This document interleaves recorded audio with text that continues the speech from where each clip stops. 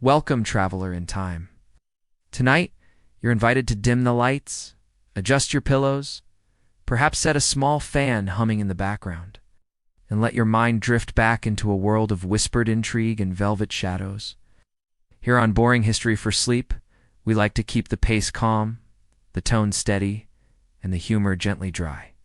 Before we begin, a bit of polite housekeeping. Feel free to like and subscribe, but only if you genuinely enjoy what you hear. If you'd like, leave a comment telling us where you're listening from, and perhaps what time it is where you are. It's oddly comforting to know someone else is awake in the quiet hours. Now let's settle in. You find yourself inside a royal palace, though it doesn't feel as secure as the word royal promises. The air carries more than perfume, it holds secrets, scandals, and the constant, invisible labor of survival. Tonight, you'll walk the uneasy corridors of power, guided by the lives of royal women in crisis. You wake slowly, not to the pleasant trill of birdsong or the gentle chime of a phone alarm, but to the muffled sound of footsteps on stone, and the low murmur of servants already moving about their duties. The bed you lie in is large enough to fit a family of 6, though you are the only one allowed here. Above you, the canopy looms like an embroidered sky-deep reds and gold threads catching the morning light that manages to filter through shutters. It looks luxurious, and it is, but it also presses down on you with a certain weight, reminding you that you are not just waking in a bed. You are waking in a palace, and that means you are waking into expectation. The room is cold. Palaces, for all their grandeur, are surprisingly drafty. The walls are made of stone thicker than you are tall, yet the chill creeps in as if determined to settle into your bones. You pull the heavy coverlet tighter around you, its velvet surface soft under your fingers, but still not enough to banish the bite of the morning air. You notice the faint, lingering smell of smoke last night's fire has long since guttered, leaving only gray ash and a stubborn wisp of scent. Someone has tried to restart it, judging by the pile of kindling arranged in the grate, but the fire is still sulking. Even the air carries a complexity of scents that remind you where you are. Beeswax polish, rubbed diligently into wooden chests and chairs by unseen hands, gives off a faintly sweet aroma. Mixed with that is the mineral temp stone, the mustiness of fabric curtains that have hung a little too long, and somewhere beneath it all, the faint spice of perfume clinging to your own sleeves. These are the smells of royalty, opulence, layered with the unmistakable undercurrent of inconvenience. You sit up and for a moment your eyes fall on the carved ceiling beams, painted centuries ago with scenes meant to inspire awe. Knights, angels, endless vines that twist into impossible knots. They're beautiful, certainly, but they are also a reminder. Every surface here carries meaning. Every object in the palace was made to say something. Whether it be your ancestors were powerful or your dynasty is eternal, the truth that every dynasty is far less eternal than it pretends lurks quietly beneath the paint. The bed is warm, but the world beyond it is not. A servant hurries forward, carrying a gown draped over her arm. The fabric is fine, brocade with tiny stitches you'll never have to make yourself. Yet even here you notice the small imperfections, threads that snag, seams that don't quite lie flat. You realize that luxury, while impressive at a distance, is simply human handiwork up close. It's not flawless, and neither are you. But flaws are not allowed to show here. Your day has already begun, though you've only just opened your eyes. A tray arrives with bread that is more crust than softness, cheese with a smell that could politely be called assertive, and a cup of watered wine. Not exactly a buffet, but more than enough to remind you that you live differently than those outside the palace walls. You imagine peasants stirring porridge over smoky hearths, or nibbling the crusts of yesterday's bread, and you wonder if perhaps their meals, though humbler, are eaten with more ease.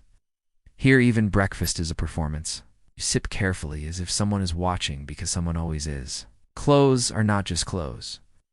What you put on this morning is less about warmth and more about statement. Every layer will be scrutinized, every jewel interpreted. Do you wear pearls? They whisper innocence. Emeralds. They suggest ambition. A muted gown. Perhaps humility, or perhaps weakness. Haven't even stepped into the hallway yet. But already you're recalculating how the fabric that brushes against your skin will be read by others. This is the strange paradox of royal life.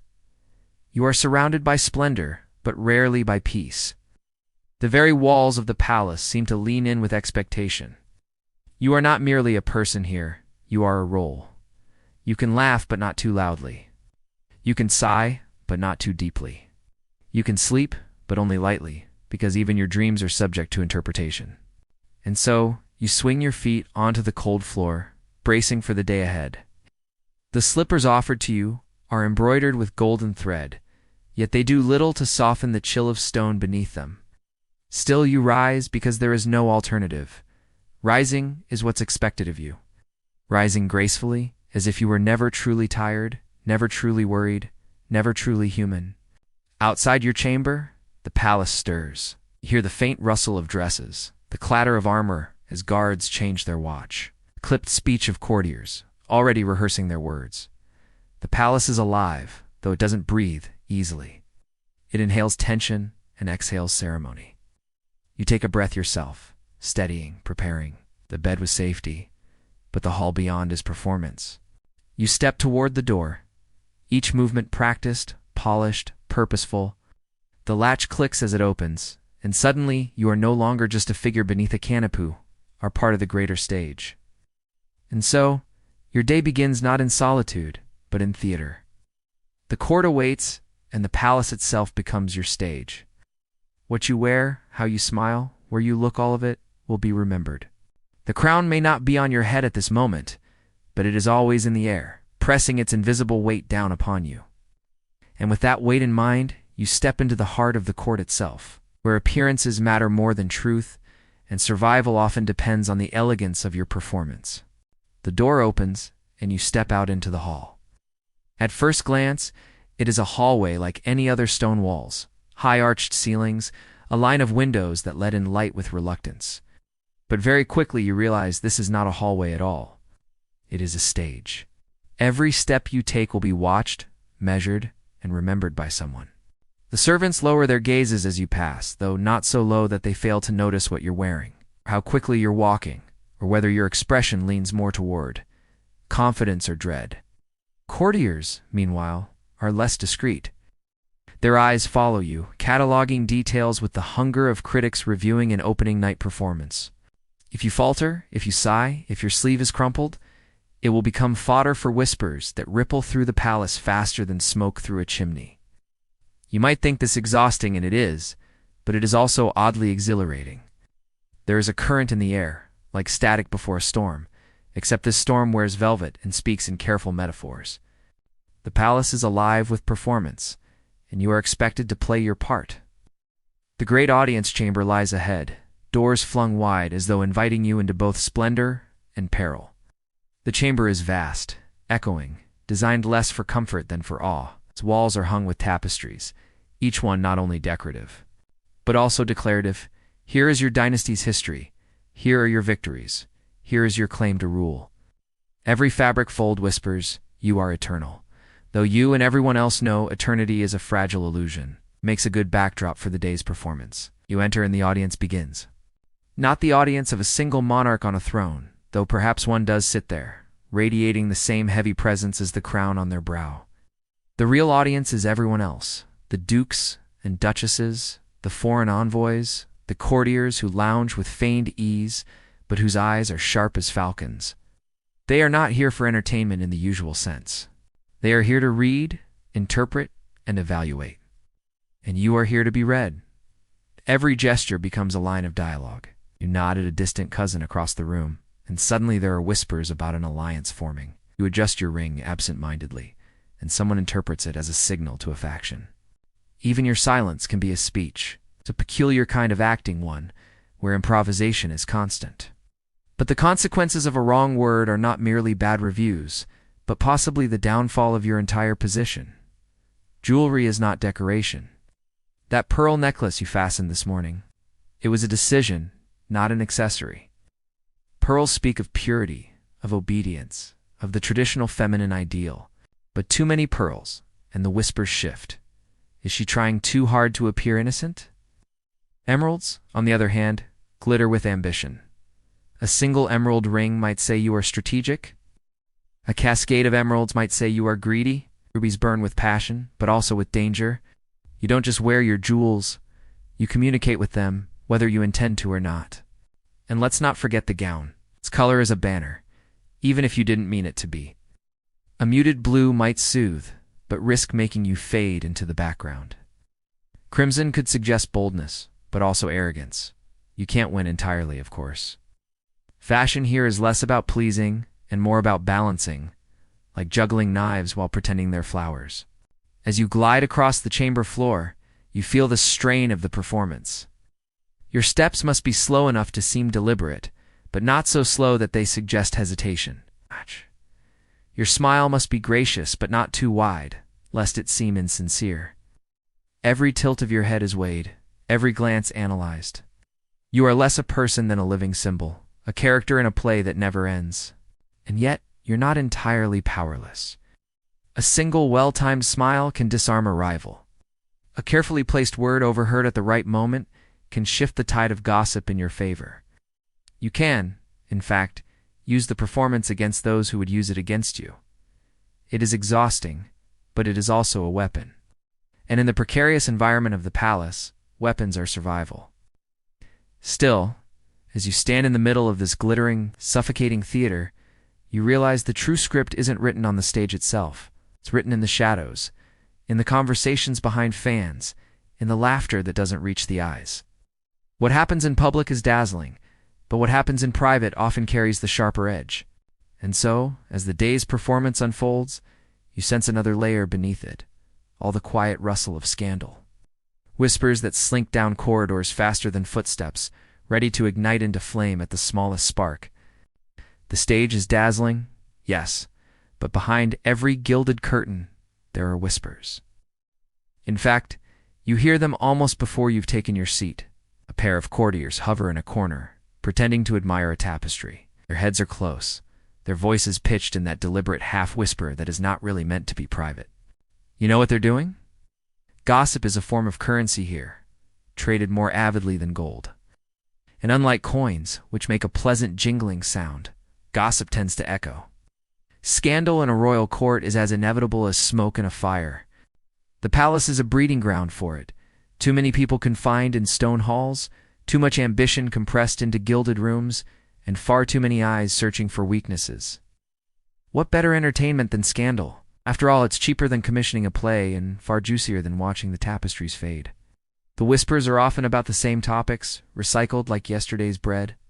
Who was seen walking with whom after dark? Drank too much at the last banquet? Whose child looks suspiciously like the wrong nobleman?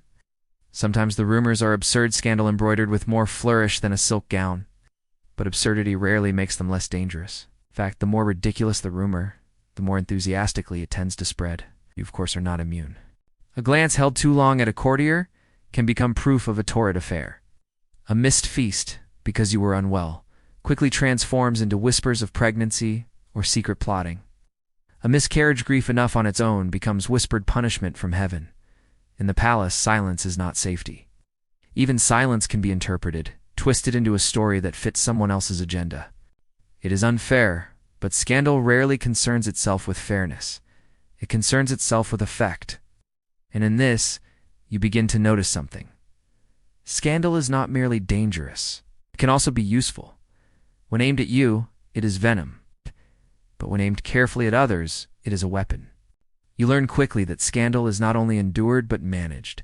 It must be handled like fire. It's too close, and you are burned. But keep a careful distance, and you may redirect the flames toward your rivals. Perhaps you drop a casual remark about how the Duke seems unusually devoted to his cousin. Perhaps you sigh too loudly about how the Queen Mother spends an awful lot of time with the treasurer. And suddenly, the rumors shift. It's not away from you entirely. Of course, they never do, but enough that the burden is lighter. And then there are the professionals of scandal. It's the chroniclers, scribes, and poets who immortalize whispers in ink and song. A poet might praise your beauty in verse one week and the next, turn your blush into a metaphor for unfaithfulness. A scribe may hint at unseemly alliances without naming names, leaving every reader to imagine the worst. These are the couriers of gossip, carrying it farther than the palace walls.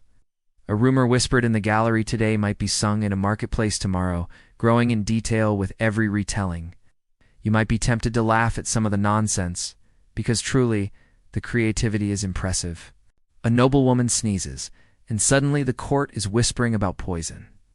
Someone fainted during a dance, and apparently it was heartbreak. It is absurd, yes, but absurdity can topple thrones. History has been rewritten on the back of less. So you keep your expression calm, your smile measured. You practice the art of laughing at a joke without seeming cruel, denying a rumor without appearing defensive, of changing the subject without being obvious. It is a delicate balancing act, like walking a rope stretched across a great hall while an audience claps politely, waiting for you to fall. And through it all, you feel the pressure of being watched. The walls of the palace may not literally have ears, but the people within them certainly do. Servants, guards, musicians, ladies-in-waiting all are potential witnesses, or worse, participants in the game of whispers. You learn quickly who cannot be trusted, and you cling tightly to the few who can. Because in the end, scandal is not just about rumor, it is about survival. Manage it poorly, and you are undone. Handle it well, and you may emerge not only unscathed, but stronger. And yet, for all the usefulness of scandal, survival at court requires more than skill with whispers. Words alone cannot shield you forever. For that, you need something sturdier. You need allies, real ones, hidden in the crowd, waiting for the right moment to stand beside you. At first, you think you are alone. After all, the palace feels like a chessboard where every piece is poised to trap you, and every smiling face conceals a dagger. But slowly, very slowly, you begin to realize that not everyone is against you. Some people are simply as owls, watching, waiting, and a rare few are willing to help. An ally at court rarely arrives wearing a banner that says, "Trust me." In fact, the most valuable allies often look ordinary. A maid who brings you water each night may also bring you small scraps of information tucked between her polite curtsies. The clerk who seems invisible in the corner may pass along a subtle warning when he notices a document has been accidentally left on a desk. Even the boy who tends the fireplaces may mutter a word or two about which rooms are unusually busy after dark. These are not knights in shining armor. They are background figures, overlooked by most. But their quiet loyalty can be worth more than all the gold chains worn by courtiers. Then there are the allies of higher rank, the ones who come cloaked in titles and privilege. You learn quickly that their loyalty is rarely given freely. It is bargained, coaxed, or carefully cultivated. A duchess, for example, may decide that you remind her of her own daughter, and suddenly she takes you under her wing. A prince might find your laughter refreshing, and in defending you, he defends himself. Sometimes it is as simple as timing. You are in the right place when they need someone to trust, and suddenly you are woven into their circle. Allies do not always look like friends. Some arrive in the shape of rivals. Perhaps you share a common enemy, and suddenly your interests align. You don't have to like each other. Mutual dislike can simmer politely in the background, but if the same figure threatens you both, then cooperation becomes a survival tactic. It is a peculiar sensation, standing shoulder to shoulder with someone who might very well ruin you tomorrow. But tonight is strangely useful. And then there are the unexpected bonds formed, not out of politics, but out of humanity. A fellow courtier who has also lost a child, and who shares your grief in whispered conversations late at night. A tired musician who lets slip a kind word because he sees how exhausted you look. A guard who pretends not to notice when you pause too long by the garden wall, needing air, needing space. These are small moments. It's almost too delicate to name as allies, but in the crushing weight of court life, they are lifelines. Still, allies are complicated. You never fully know their motives. The maid might be loyal out of gratitude, or she might be loyal to someone else, feeding them everything you say. The duchess who favors you might shift her support the moment she sees another young woman who can better serve her ambitions. The line between ally and opportunist is so thin you can barely see it, and so you practice caution even with those who help you. You share enough to keep the bond alive, but not enough to let yourself be trapped. But allies, however fragile, change the way you move through the palace.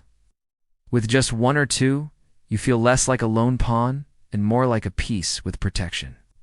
You begin to notice the patterns of help. A small cough from a friend across the hall warns you not to approach the king today. A sudden compliment shields you when gossip turns sharp. Even a pause, a hand resting lightly on your sleeve, reminds you that you are not entirely isolated. You also become an ally in return. This is how the balance is maintained. You slip a kind word to the queen when she is weary, or you pretend not to see a lord's discreet stumble after too much wine. You laugh at the right jokes, applaud at the right performances, nod at the right prayers. You know that allies do not survive if they only take, they must also give. And so you give carefully, calculatingly, but also sometimes genuinely. Because even in a world ruled by masks, some connections feel real enough to hold. The greatest surprise is this. Sometimes the ally you least expect becomes the one who saves you most. Perhaps it is the maid who notices the vial of powder slipped into your goblet. Perhaps it is the rival who, for reasons you may never understand, decides not to betray you when they easily could have. Court life is dangerous, yes. It is also full of strange mercies. And so you begin to weave your fragile web of alliances thread by thread. It is delicate, easily broken, but it is better than standing alone. In this world, a whispered word of support can be the difference between ruin and survival. Yet alliances are never enough on their own. You cannot live forever at the mercy of others. To survive, you must also understand the machinery that drives this palace, the games, the rituals, the endless negotiations. And so, your gaze turns from individuals to the wider stage itself. Family is supposed to be comforting. At least that is the idea in poems and prayers. But here in the palace, family is less like a quilt to wrap around yourself and more like a set of knives laid neatly on a table, each one polished, each one sharp, and each one belonging to someone who knows exactly how to use it. Your sisters, cousins, and extended kin are never far away. They hover at your elbow during feasts. They whisper in corners. They appear suddenly when you least expect them. And every conversation, no matter how warm on the surface, seems to carry an undercurrent. Compliments are rarely just compliments. They're probes, tests, or subtle reminders of your place in the hierarchy. A cousin might admire your gown, then remark how fortunate you are that the queen favors your style, as if the silk were a symbol of her approval, not your taste. A sister might smile sweetly while reminding you of a mistake you made as a child, letting everyone know she is not forgotten. Blood ties are both protection and danger.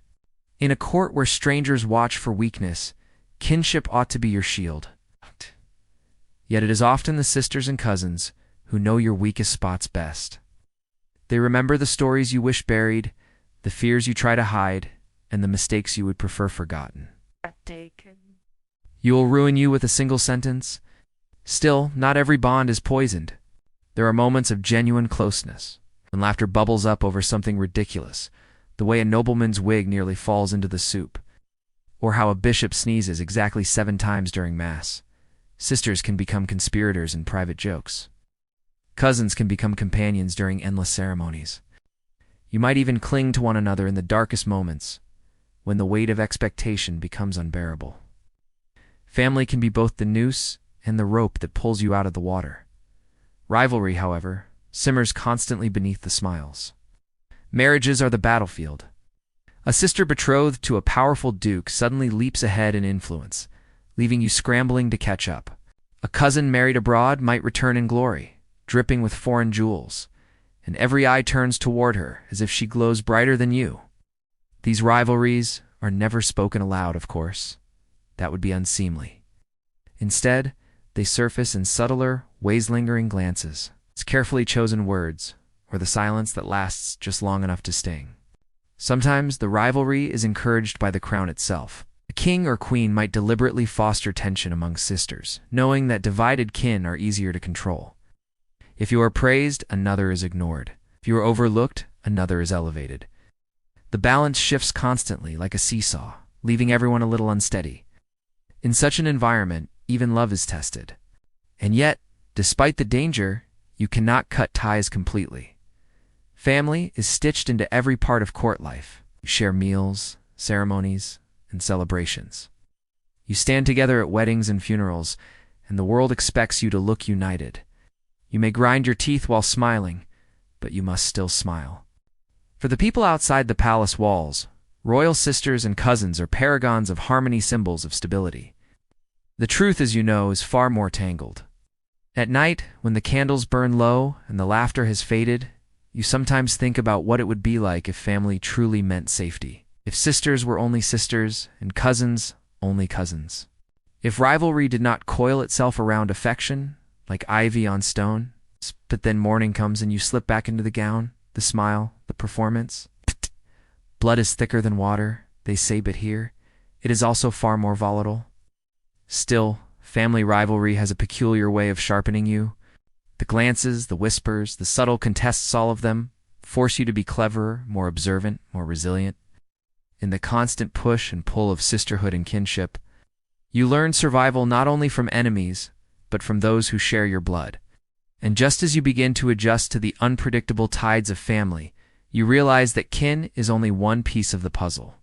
Beyond your sisters and cousins lies the far wider, far trickier game of politics, alliances that stretch beyond bloodlines, across kingdoms and borders. That, too, is waiting for you.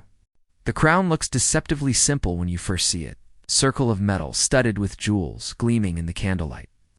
It seems, from a distance, like the sort of thing anyone would want to wear, a symbol of triumph, of glory, of a storybook ending.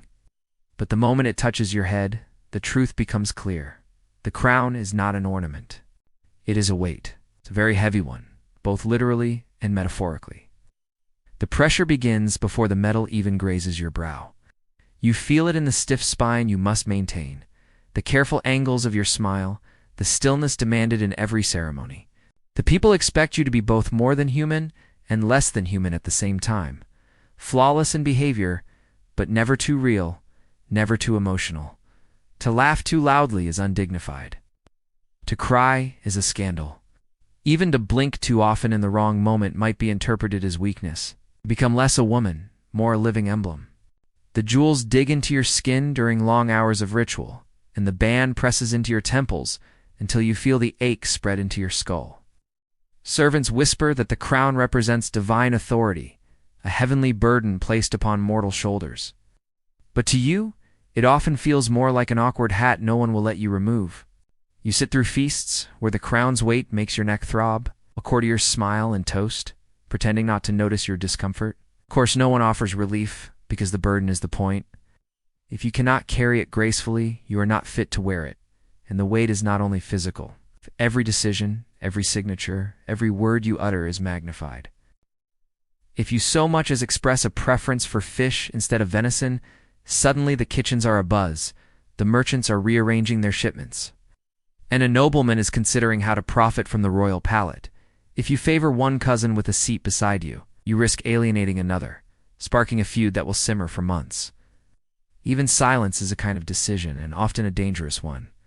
You are told constantly that the crown brings power, and it does, though not in the way fairy tales promise. Power is rarely freedom. It is more often responsibility, carried like an iron chain. To command armies, you must weigh lives. To arrange marriages, you must fracture hearts. To sign treaties, you must compromise pieces of yourself. You discover quickly that power does not mean doing as you wish. It means being held accountable for what everyone else wishes, and blamed when it goes wrong. At times you wonder whether the crown is designed less to honor you and more to remind you of your captivity. Without it, you are a woman with choices, with thoughts, perhaps even with freedom to vanish into a garden and breathe unnoticed. With it, you are always visible, always bound. The crown is not just a badge of honor, it is a leash. And yet, you also feel the quiet awe of it. When you look into the eyes of those who kneel before you, when you hear the hush that falls as you enter a hall, when you sense the weight of history pressing through the metal onto your skin, you realize that you are not just wearing a crown. You are carrying centuries of expectation, stories, and sacrifices. You are, whether you wanted it or not, the vessel for something larger than yourself. Sometimes, late at night, you remove the crown and place it on the table beside your bed. In the flickering light of a single candle, it looks almost innocent again, just gold and stones. You touch it with your fingertips, marveling at how something so small can contain so much burden. You imagine what it would feel like to slip it into a chest and lock it away forever. And then, because duty does not sleep, You rise the next morning and let it be placed back upon your head. The crown is heavy, yes, but it teaches you. Night in the palace is supposed to be peaceful. After all, the great doors are barred, the guards pace their steady routes. The candles are snuffed one by one until darkness wraps itself around the corridors like a heavy cloak. But if day is for ceremony and spectacle, night is for secrets. And where there are secrets, there are betrayals. You lie in your chamber, staring up at the carved beams above, the air heavy with the scent of beeswax and smoke. Somewhere beyond your door, footsteps echo, measured and quiet, the kind that are meant to seem accidental. You know better. In the dark, every sound feels magnified, the scrape of leather against stone, the rustle of silk skirts, the soft click of a latch that should not be moving at all. The palace at night is never truly silent. It is alive with movements that prefer not to be seen. Betrayals rarely arrive with a shout. They come softly, like a draft seeping through the cracks. A servant who smiles by day may slip into another's chamber by night, carrying your words to ears that shouldn't hear them. A cousin who toasts your health at supper may be in a shadowed corner, whispering your weaknesses to a rival. Sometimes betrayal is as subtle as a folded letter passed from one hand to another, its wax seal broken by fingers eager for scandal. Other times, it is a matter of absence. The person you thought would defend you simply does not, leaving you exposed when morning comes. The most dangerous part is that you rarely know it is happening until it is too late. You might rise at dawn, dress yourself in the layered silk and brocade of royalty, and walk into the hall only to feel the atmosphere shift, eyes flicker, toward you with new curiosity. Conversations pause, then resume in hurried whispers. Something has changed overnight. You search your memory, but nothing explains it. The betrayal has already been planted, watered, and is now quietly blooming in corners you cannot see. And yet, you cannot allow yourself to show fear. In the palace, fear is an invitation. If others suspect that you are shaken, they will press harder. So you walk with your back straight, your head high, while inside your chest, your heart pounds with questions. Who spoke? Who turned? Is it a maid with too many debts? A cousin with too much ambition? Or perhaps someone far closer, someone you trusted? The betrayal of kin cuts deepest. Sisters and cousins, after all, know your softest places. They know the childhood stories that embarrass you, the moments of weakness you have confessed in whispers. If they decide to use those truths against you, the blow is surgical, precise. A rival may wound you with rumor, but a sister can wound you with fact. And when she smiles across the banquet table, no one else would guess that her laughter is laced with poison. Sometimes betrayal is practical rather than personal. A nobleman may sell your secrets because his debts are mounting. A chamberlain might align himself with another faction simply because he senses which way the wind is turning. In these moments, betrayal feels less like malice and more like commerce. That is, somehow worse. To be betrayed for love or hate at least suggests a passion. To be betrayed for convenience is colder, more efficient, like being discarded by a hand that barely noticed it was holding you. Still, not all betrayals end in catastrophe. Some arrive quietly, and with care, you can smother them before they spread. A rumor can be drowned with laughter if you catch it early enough. A treacherous letter can be intercepted, burned, and forgotten. Even a wavering ally can sometimes be coaxed back with a promise, a smile, or a debt repaid. Betrayal may bloom in the night, but not every bloom survives the morning sun. As you lie awake, listening to the faint murmur of voices in the corridor, you realize that survival is not about preventing betrayal. It is about enduring it, anticipating it, and folding it into the rhythm of court life as naturally as breathing. You will be betrayed again and again and again. But you will also learn to step carefully, to guard your words, and to see through the smiles that are too wide, the silences that are too sharp. The night ends, as it always does, with the pale light of dawn slipping across the stone floor. Servants arrive with trays of bread and watered wine. The rituals of the day begin anew. The betrayals of the night are folded into the palace's fabric, invisible to those who do not know where to look. But you do know. You have felt the sting, and you are beginning to understand the pattern. And the more you understand it, the better you are prepared for what comes next. Not just whispers and betrayals, but the open struggle for survival when rumors give way to accusations. Every palace, no matter how gilded, has cracks. If you look closely enough, if you are desperate enough, you'll begin to see them. A hidden passage behind a tapestry. A servant's staircase that winds down into the kitchens. A door that looks locked but never truly latches. These cracks are not meant for queens or princesses, but when scandal grows heavy, when whispers coil around your name like smoke, you learn to use them. Disguise becomes your ally. It is remarkable what a plain wool cloak can do draped over silk. A hood pulled low erases jewels and titles, reducing you to just another shadow in a place already filled with them. Sometimes you switch gowns with a maid and slip into her role for a brief. Trembling moment, head bowed, footsteps light, invisible among the very people who once bowed to you. In those moments, your identity feels fragile, like a costume you can shrug off. You discover that rank is both prison and protection, and without it, you are suddenly freer, but also frighteningly exposed. Escaping is never as glamorous as the old tales suggest. There is no galloping horse waiting at the gate, no sweeping cloak fluttering behind you. Instead, there's the sharp temps of kitchen smoke clinging to your disguise. The uneven stone of the servant's steps biting into your shoes. The hiss of someone's startled breath as you brush past in the dark. You hold your own breath so tightly it feels like it might burst. Every muscle taut, every sense sharpened to the smallest sound. Even the creak of a floorboard sounds like thunder when you are trying to disappear. Sometimes the escape is not even physical. Sometimes it is an escape into performance. You learn how to feign sleep when a rival sneaks into your chamber, hoping to catch you unguarded. You practice the serene smile that convinces onlookers you are unbothered, even when the rumors gnaw at you. You cultivate the art of silence. Knowing that saying nothing can be a kind of escape in itself, slipping free of the net cast by dangerous questions. Disguise and escape are not always about cloaks and corridors.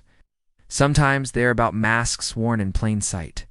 And yet, there are nights when you truly vanish, just for a few hours, perhaps into the gardens, slipping past the watchful eyes until the cool air folds around you.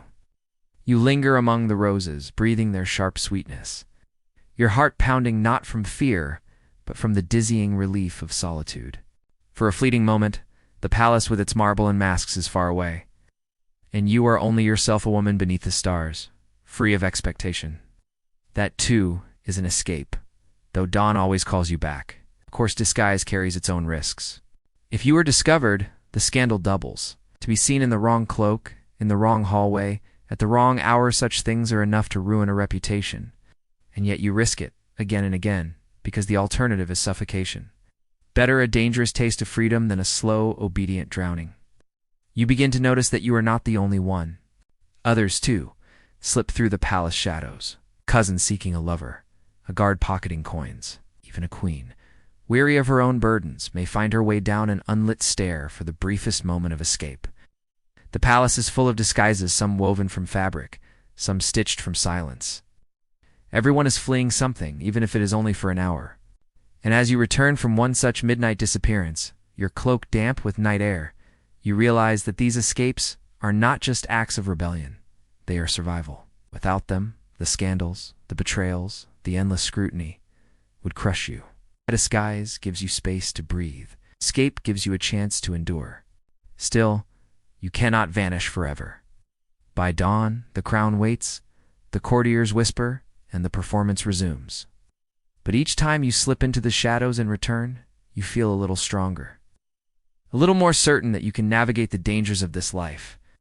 After all, if you can survive a night of disappearing, perhaps you can also survive the greater storms that gather on the horizon. In the palace, your reputation is not simply what people think of you, it is your currency, your armor, and sometimes your noose. It walks into every room before you do. It whispers in the ears of strangers long before you've spoken a word.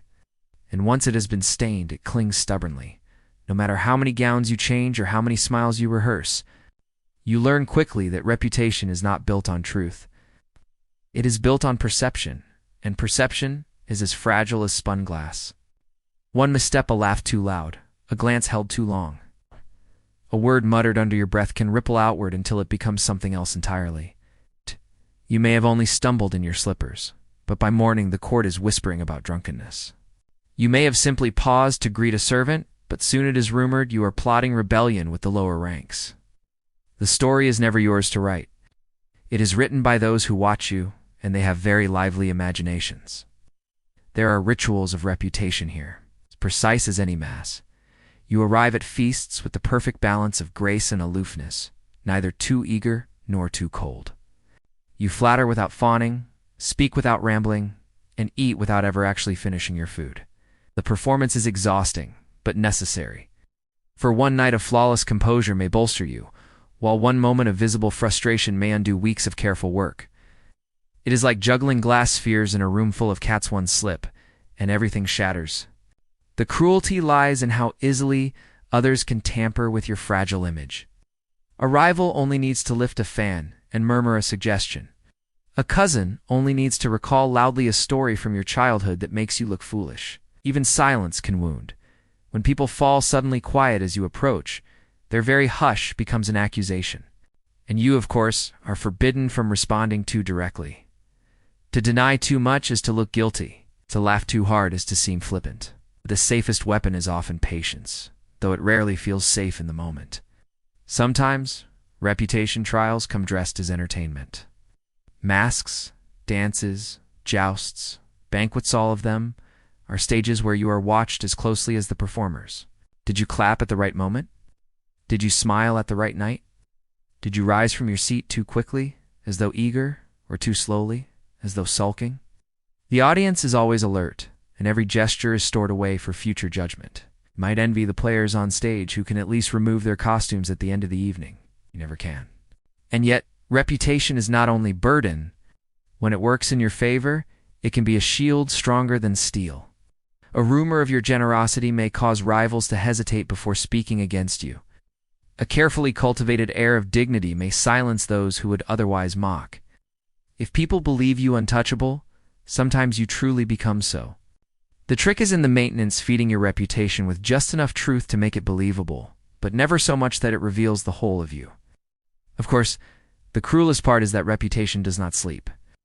It trails you into your dreams, shapes how you are remembered when you leave a room, and lingers like smoke long after the candles are blown out. Even in your most private hours, when you remove the jewels and unclasp the heavy gowns, you feel its presence like a second skin you cannot shed. Reputation does not care whether you are tired or honest or broken. It demands constant attention. You wonder sometimes how different life would be without it. To live a day without the weight of expectation, to speak without caution, to trip on a stair without the fear of whispers. But then you remind yourself, here, reputation is survival. Without it, you are prey. With it, however brittle, you still have a chance to endure. And endurance is the key, because the trials of reputation are not one-time tests. They repeat endlessly with new variations. Each banquet, each audience, each festival is another examination. Some you will pass, some you will stumble through, and some you will fail without even realizing until too late. But if you can survive the endless cycle, you might yet hold your place. There is a peculiar truth about portraits. They are never really about you.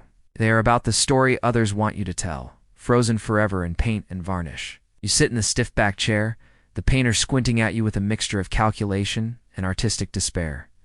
And you realize that this likeness will outlive you. It will hang in echoing halls long after your laughter, your fears, and your inconvenient opinions have faded. And yet, the face staring down from the wall may be a stranger. Your portrait begins with hours of stillness, which sounds simple until you attempt it. Try sitting motionless while your ankle itches. Your gown weighs heavily on your shoulders. Your neck aches from holding the exact angle decreed as most regal. You are told to look serene but not smug, youthful but not childish, pious but not dull. One artist suggests a soft smile, another warns it looks frivolous. By the end, your jaw trembles from the effort of appearing effortlessly composed. Congratulations, you are exhausted from pretending to be relaxed. The painter, meanwhile, is less concerned with your comfort than with your usefulness. Every choice of detail is deliberate. The pearls around your neck whisper of purity. The velvet sleeves announce wealth. A prayer book, carefully angled, declares your devotion. And the eyes, oh yes, the eyes must gleam with wisdom, or cunning, or whatever virtue the court currently finds fashionable. In truth, the artist is not capturing your soul, but constructing your reputation in pigment. You become both a person and propaganda, and what a strange alchemy it is. Perhaps your hair is duller than the court would like. The painter remedies that with strokes of gold. Perhaps your skin shows a blemish, flick of the brush, and you are flawless. You might think of it as the 16th century version of airbrushing, except instead of impressing strangers on social media, you are trying to impress entire kingdoms. No one will ever know that while your portrait shows radiant calm, you were inwardly daydreaming about supper. But the power of portraits lies not only in the paint. They travel where you cannot, carried across seas to strike bargains and propose marriages. A king or duke may decide your fate after a single glance at a canvas. Will he think you noble, gentle, worth the alliance? Or will he scoff and dismiss you, all based on the interpretation of a man with brushes and a good imagination? It is humbling to realize that your future may hinge on whether your painter had a steady hand that day. At home, the portraits serve another purpose. They watch you. They remind you of who you are expected to be. Walk through the gallery, and you are surrounded by ancestors with stern gazes daring you to measure up. Each canvas is a silent lecture in duty and legacy. The young girls are painted innocent, the queens resolute, the princes noble. You learn to mimic them as though the oil itself has laid down rules. You do not simply look at portraits, you are trained by them. And then there are the whispers of comparison. Hush. She is fairer in person than her likeness suggests, someone says. Or worse, the portrait flatters her greatly. Both statements echo like judgments, because they are. To be found more beautiful than your portrait is to defeat expectation. To be found less so is to fail at it. You cannot win entirely, for no brush can capture the shifting moods of a living face.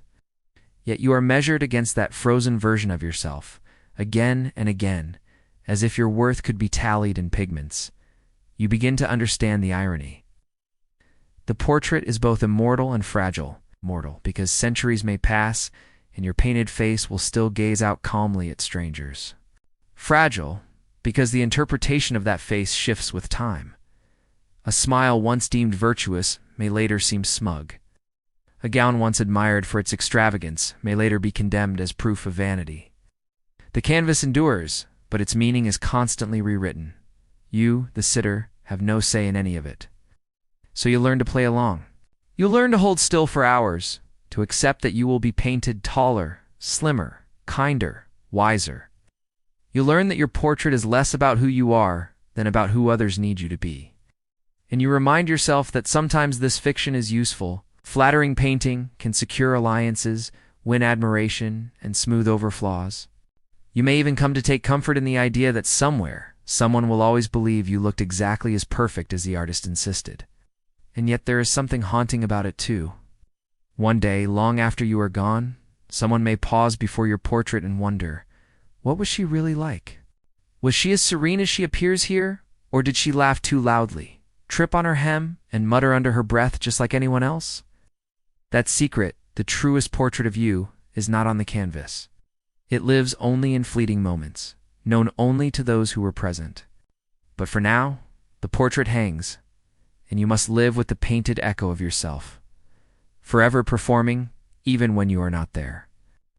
And while portraits may shape perceptions, there are subtler forces, too, songs, stories, gossip, that spread just as widely and just as powerfully. Those two await you in the never-ending theater of survival. The grand halls may shimmer with gold and echo with music, but you soon discover that true power rarely sits on the throne. It lurks instead in the quiet corners behind velvet curtains, in the hushed conversations carried out while the feasting continues in the foreground. The crown may glitter, but it is the whispers that truly decide who rises and who falls. You learn to listen differently in these shadowed places. It's not for the obvious speeches, which are usually rehearsed and meaningless, but for the pauses, the half-finished sentences, the too casual laugh, the way a hand lingers on a goblet or how a glance darts across the room when someone's name is mentioned. Whole alliances are written in those silences. Behind the curtains, a raised eyebrow can topple a rival more effectively than a sharpened sword. This is the strange paradox of court. The louder the room, the quieter the deals. Oh. While minstrels strum and goblets clink, while courtiers argue over fashion and feasts. The true exchanges happen in whispers behind tapestries or under stairwells. A promise sealed with a touch of fingers.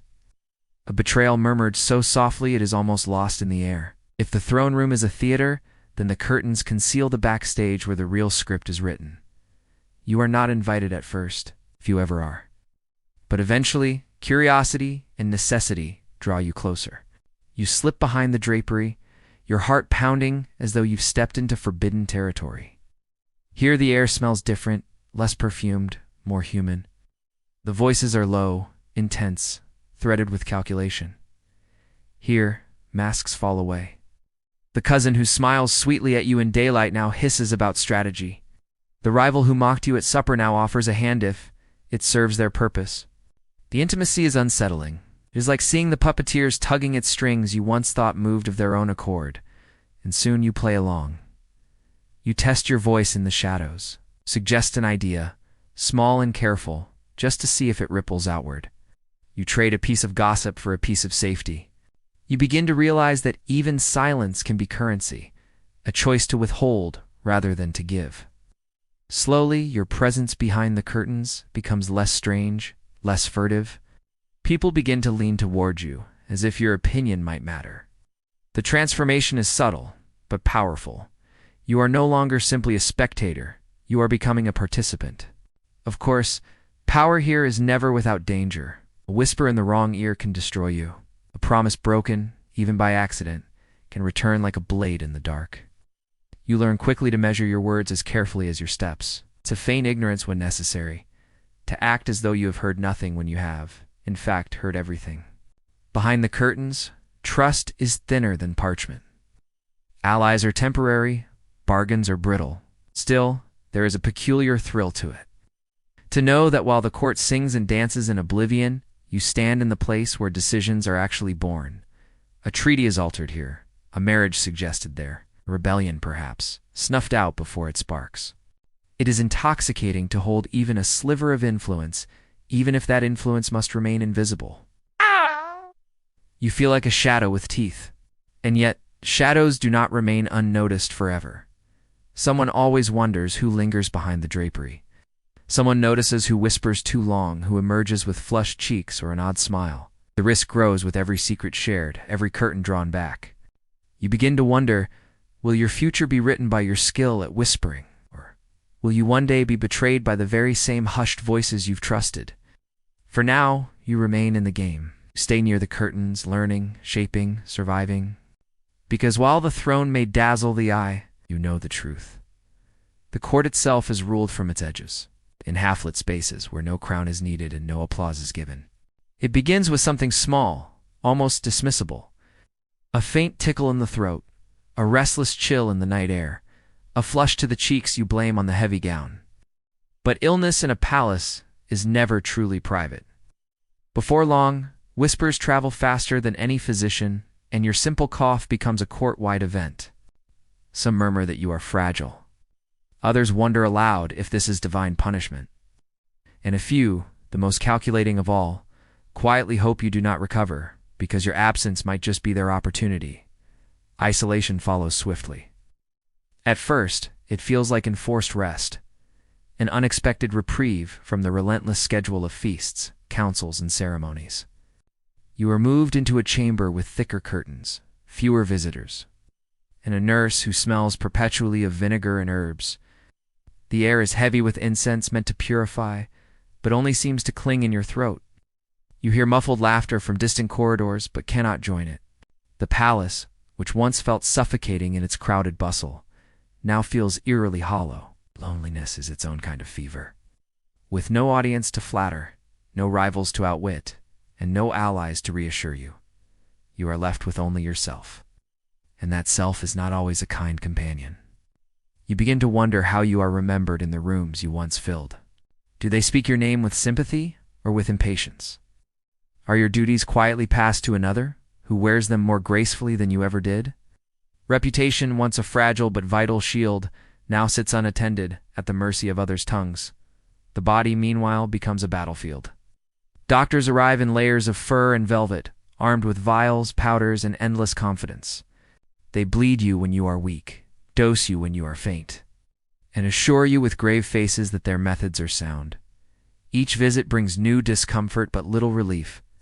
You submit because to resist is to invite accusations of stubbornness or, worse, ingratitude. Besides, no one ever dares to suggest that the treatments themselves might be the enemy. To question them would be to question the very fabric of authority that holds the court together. There is a peculiar humiliation in being ill at court. When you are strong, you are defined by your wit, your presence, your attire.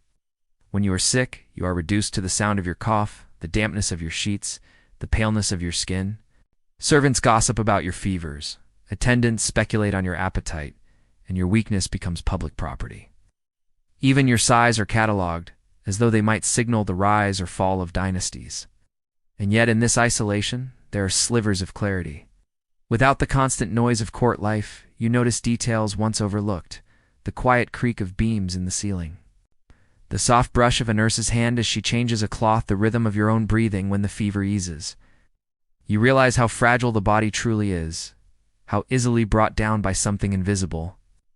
In a palace obsessed with displays of strength and wealth, it is humbling to know that a cough or a chill does not respect crowns or jewels. Still, illness is not only physical, it is political. Every day you remain unseen, speculation grows. Rivals may present themselves as steadier alternatives. Allies may drift, uncertain of your return. Even family members, caught between loyalty and ambition, may begin to weigh what your absence means for their own standing. And so, your sickbed becomes more than a place of recovery. It is a throne under siege, one you cannot defend with anything more than your eventual ability to rise from it. When, at last, your strength returns, or at least pretends to, you step back into the light of court life with a changed awareness. You realize how quickly the world spins on without you, how fragile your grasp on influence truly is, and how easily you might be erased. Illness has taught you not just about frailty, but about perspective. You know now that the grand halls and endless feasts are as precarious as your own pulse, and though you rejoin the pageantry, you carry the silence of isolation with you. It lingers like a shadow, reminding you that power, reputation, and survival are only as steady as the body that houses them. For in a world where whispers can kill, sometimes the most dangerous thing of all is not betrayal or scandal, but the simple, indifferent toll of the human body. The experience changes how you listen, how you trust, and how you guard yourself. But beyond sickness lies another crisis, one that does not wait for recovery. Because the palace, as you soon discover, never stops scheming, even while you are resting. And the schemes that await you next will test more than your body. It will test your very ability to hold on to identity in the storm of appearances. Exile is a peculiar word. At first it sounds almost gentle, as if it were merely a change of scenery, a chance to escape the endless chatter of court and breathe freely for once. But when you hear it whispered in the shadows, with your name lingering just after it, you begin to understand that exile is not freedom. It is erasure. It is being taken out of the story, folded neatly out of sight, as though you had never mattered at all. The threat hangs in the air like the scent of smoke that lingers after a fire. You hear it in the pauses during conversation, in the polite coughs before someone changes the subject. No one says it to your face, of course, they never do. Instead, it arrives wrapped in euphemism. Perhaps some time in the countryside would restore your health. A retreat to your estates might quiet the rumors. A pilgrimage could show your devotion. Each suggestion has the same hidden blade the crown wants you gone. And not in a triumphant procession, but quietly, discreetly, almost apologetically. At first, you try to measure what exile might mean. Would you still have attendants? Would your gowns be sent with you? Would the household cat still curl at your feet if you were lodged in some drafty tower instead of a palace chamber? These are small comforts to weigh against the larger loss, the loss of relevance. For exile does not simply remove you from the palace walls. It strips you of your stage, your audience, the very network of whispers and glances that keep your name alive. Without them, who are you? The imagination is cruel in such moments. You picture yourself sitting in a stone hall miles away, listening to the wind rattle through shutters while back at court life continues without you. Dances are held, alliances are made, children are born all without your presence. You were once essential, indispensable even, and now the machinery spins smoothly on, leaving you behind like an unused cog. That is the true terror of exile, discovering how easily you can be replaced. Yes. The preparations for such a fate are subtle. You notice the servants beginning to hesitate before they curtsy, as if unsure whether your authority still holds. Friends, those fair-weather allies, become harder to find in the corridors. When they do greet you, their smiles are a touch too wide, their words a shade too careful. They are already rehearsing their lives without you, aligning themselves with whoever might next hold favor. Exile begins long before you leave. It begins with absence in the eyes of others. And yet exile is not always permanent. Sometimes it is a pause, a period of forced invisibility, until the court reshuffles and your return becomes useful again. You know the stories: a cousin sent away in disgrace, only to be recalled when her absence made her seem harmless. Noblewoman banished for insolence, only to be courted once more when the politics of marriage required her. But those who return rarely do so unchanged. They carry the weight of silence with them, and often a hard edge of bitterness. In your quieter moments, you even wonder whether exile might, in some strange way, be a relief. To be free of the endless calculation, the constant balancing act of smiles and silences, to walk in a garden without wondering who is watching, to speak to a servant without fearing it will be spun into a scandal. Yet the thought is fleeting, because even if you gain peace, you lose the one thing the palace thrives upon: presence. Without it, your story is not told. If your story is not told, it may as well not exist, so you begin to guard yourself more carefully. You measure each word, each look, each breath, as though they might be weighed on a scale you cannot see. You watch others too, those who stand on the edges of favor. You notice who recovers, who disappears forever. The threat of exile sharpens your awareness, turns every corridor into a chessboard. You must move carefully, or risk being nudged off the board altogether. Still, the possibility lingers like a shadow at the edge of every candlelit room. Exile is not shouted, it is whispered. Not a spectacle, but a quiet dismissal, and that perhaps makes it the cruelest punishment of all. Not the loss of wealth or safety, but the loss of mattering, to be forgotten while still alive.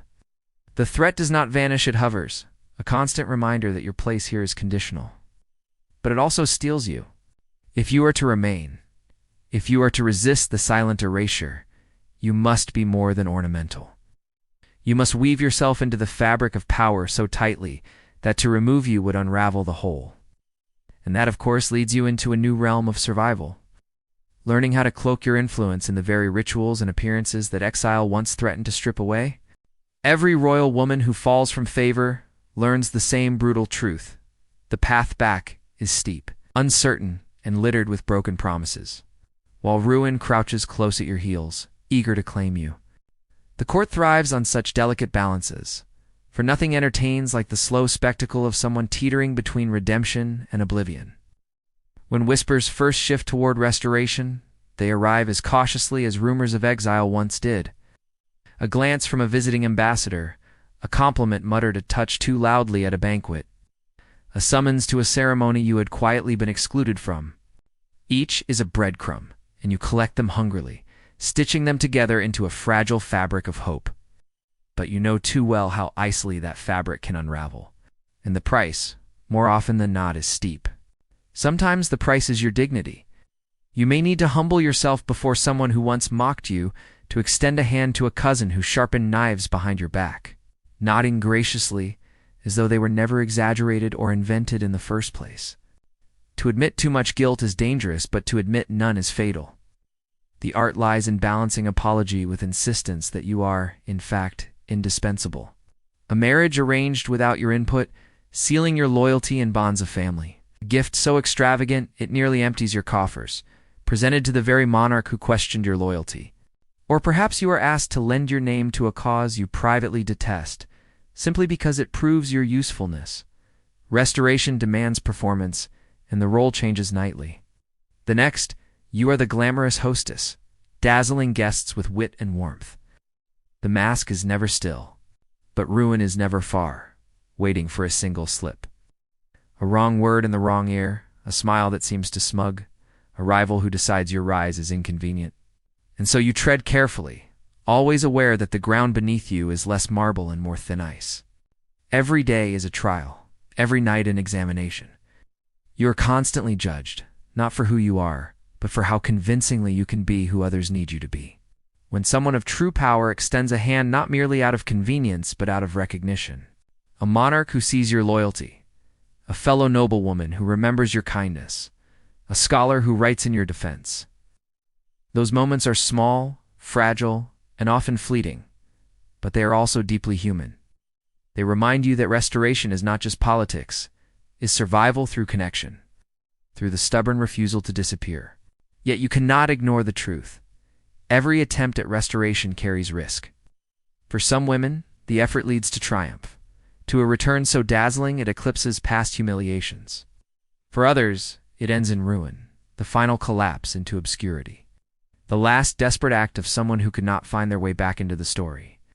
The difference between the two is often like a favorable turn of events, a sudden vacancy of influence, a rival struck down by scandal, not of your making.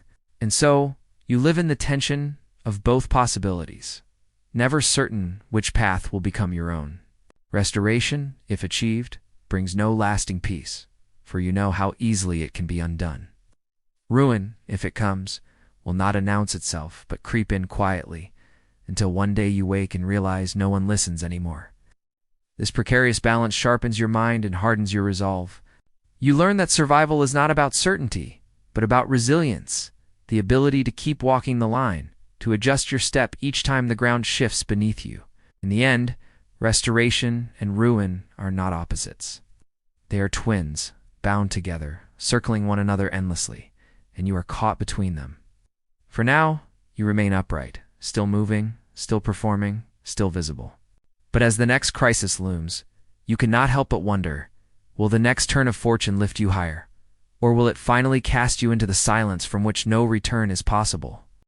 When power falters, when exile looms, when scandal whispers too loudly in the hallways, you are left with only two companions, faith and the idea of fate.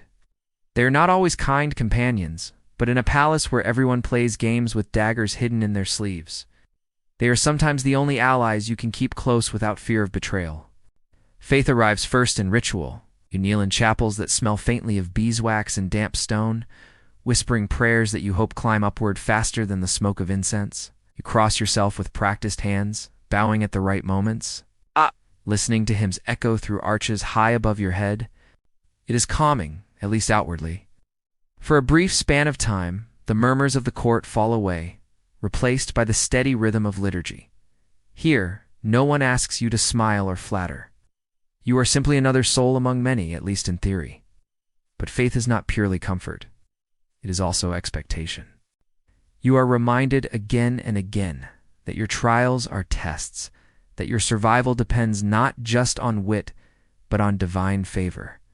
Every setback is framed as a lesson, every illness as purification. While that sounds noble, you cannot help but notice that such explanations are far more soothing for those who are not the ones enduring them. Still, to reject them openly would be folly. To doubt too visibly is to invite suspicion, to paint yourself as ungrateful or worse, heretical. So you nod, you whisper amen, and you cling to the hope that perhaps, somewhere in the repetition, comfort will eventually take root. Fate, on the other hand, is the court's favorite philosophy. When something unexplainable happens, a rival suddenly struck down, a marriage proposal dissolving, a letter intercepted, the explanation is always fate. Fate becomes the safest excuse. The politest shrugged. After all, how can anyone be blamed when destiny has written the script? You begin to notice how convenient fate is for those who benefit from it, and how cruelly impartial it feels when it works against you. Still, in your quiet moments, you wonder whether fate might be a truth rather than a tool. Could your life, with all its turns and tempests, be charted along some invisible thread? Are you climbing a path already laid down? Or are you simply weaving it yourself, stitch by painful stitch? Some days, you long for fate to be real, because it would mean that your struggles are not random cruelty, but but part of a larger design. Other days you reject the idea, desperate to believe that your own choices still matter, that you are not merely a figure shuffled across a board by unseen hands. Faith and fate often collide. You are told to trust in divine providence while also acting shrewdly to secure your position. You are encouraged to accept the will of heaven, but warned that heaven favors the clever. It is a strange paradox, being told both to surrender and to scheme. And yet, perhaps that is the truest reflection of court life. Endless contradictions stitched together into a kind of survival. There are moments when faith gives you strength you did not expect. A candle flickering in the chapel at dawn. A psalm that lingers in your mind, soft and steady, when the noise of the palace grows too sharp. These fragments remind you that while the court may control your circumstances, it does not wholly own your spirit. They offer you a private sanctuary no rival can fully invade. And there are moments when the idea of fate steadies you, when you sit through yet another banquet, listening to yet another boast, and remind yourself that perhaps the wheel will turn again, that those who sneer today may stumble tomorrow. Even the most unshakable throne rests on uncertain ground. Faith and fate do not solve your crises. They do not heal betrayal, or stop exile, or silence rumor. But they do give shape to the uncertainty. They give you a way to keep walking forward when the ground seems to dissolve beneath you. Perhaps that is why royal women cling to them so tightly, not because they are certain, but because they allow you to move through uncertainty without breaking. When the gowns fray, when the jewels pass into other hands, when even the bedchamber doors no longer open at your command, what remains of you? You may have ruled for years. You may have endured exile. You may have fought rivalries with all the wit and grit you could gather. But eventually you come to realize that your legacy is not stored in palaces of stone, but in ink and in memory. Ink is cruelly permanent and yet strangely fragile. A careless scribe might twist your words into something more palatable or more scandalous. A chronicler might sharpen your flaws and smooth away your virtues, depending on who pays his rent. Your likeness on parchment or vellum can be flattering or not, depending on whether the artist feared your wrath. And yet, for all that uncertainty, ink outlives you. Centuries later, some student squints at your name, written in a cramped script, and begins to wonder who you were. You may hope that your letters, those secret, trembling notes to allies or lovers, will carry your true voice. But the truth is, they often become evidence. Evidence in a trial, proof of conspiracy, or ammunition for gossip. What you meant as affection might be read as manipulation. What you meant as strategy might be twisted into betrayal. Still, those letters, tucked away in drawers and forgotten satchels, sometimes survive longer than kingdoms. They whisper of you in ways grand histories never do. Memory is far more treacherous. The memories of courtiers fade quickly, replaced by the next glittering favorite. Servants remember, though they whisper your habits, your kindnesses, your cruelties. They speak of the way you laughed, or the way you scowled, and those fragments echo in kitchens long after you are gone. Children remember too, if you have them though, whether they remember with love, resentment, or a tangled knot of both, is not always within your power to decide. And then there are the collective memories, the legends. These are shaped less by truth than by convenience. You may become the tragic queen, the saintly wife, the scheming mistress, the forgotten sister. Your name may be reduced to a cautionary tale or elevated into a symbol. You have little control over which mask you wear in the stories that outlive you, but still, you find yourself hoping that something genuine might shine through. Sometimes you wonder if legacy even matters. After all, what good is being remembered if you cannot taste the feasts or feel the silks again? But there is comfort in the thought that perhaps some trace of you remains, even if only in the margins of a dusty book. Perhaps the thought of you drifts into someone's dream centuries later, and for a brief moment you are alive again. There is also the quiet possibility that legacy is not about grandeur, but intimacy, not about the chronicles and the portraits, but about one person remembering your smile or your voice, or the way you once placed a reassuring hand on theirs. Legacies are stitched into small things as much as in great, a recipe passed down, a phrase repeated, a gesture imitated. In the end, you realize that your legacy is never really yours. It is borrowed by others, reshaped by their telling, sealed by their ink. You cannot command it as you commanded servants, nor lock it away as you did jewels. But perhaps that is its strange beauty. Legacy is the part of you that escapes your control, drifting into futures you will never see. And so, as the candles burn low and the halls grow quiet, you picture your story seeping into the walls, into the parchment, into the memory of those who outlast you. It may not be accurate, it may not be flattering, but it will be something. And that, after all, is a kind of immortality. And so, the tale of women in crowns and shadows, in chambers and chapels, draws to a quiet close. You have walked through their rivalries, their burdens, their escapes, and their trials. You have lingered in halls thick with whispers and in chapels heavy with incense. You have felt the pinch of jewels that gleam but weigh heavily, and the press of expectations that never truly loosen. What becomes clear, as the chapters fold together, is that these women lived on edges between reverence and suspicion, between power and peril. They were admired in portraits, yet scrutinized in gossip. They prayed in faith, yet maneuvered in fate. They stitched their legacies into fragile parchment and left them in the memory of those who told stories long after their passing.